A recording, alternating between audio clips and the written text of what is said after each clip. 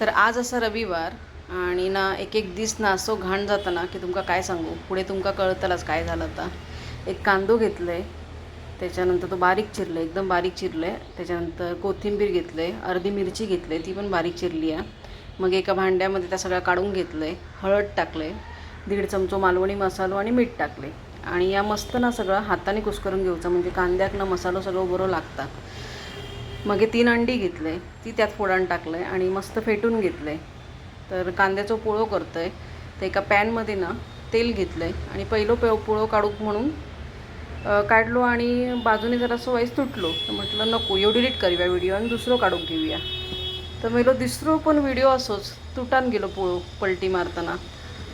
तर असा झाला आणि माझा पूर्ण मूड ऑफ झालेलो असा. तर जाऊ दे, तुम्ही नक्की करून बघा, ही रेसिपी अगदी बरी जाता, मस्त लागतं कांद्याचं पोळो. आणि आपल्या चॅनलला सबस्क्राईब करायला विसरू नका.